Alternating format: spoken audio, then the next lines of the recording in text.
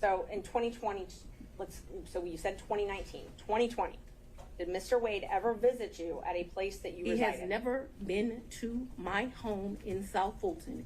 2020 was before I knew that a phone call was going to be made and I was going to have to abandon my home.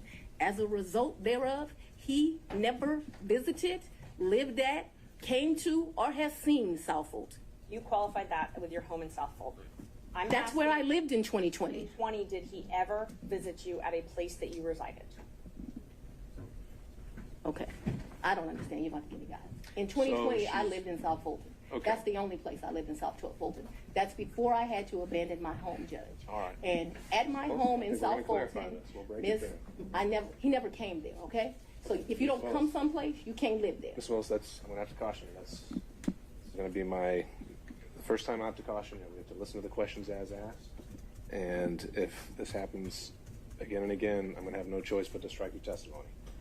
So, we need to break this down. Ms. Merchant's question, I believe, was asking whether you lived anywhere other than South Fulton. I did not live anywhere but South Fulton, Georgia in 2020.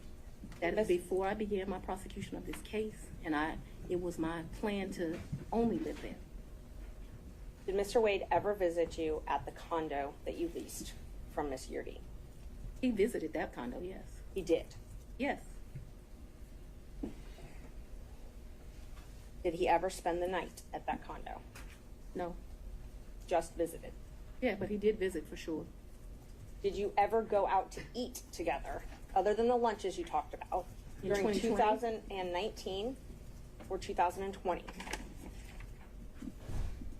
I would think that we probably went to lunch, but it wouldn't have been, let me think, 2019. I'm going to say, I don't know, I'm going to say we probably broke bread someplace in 2019.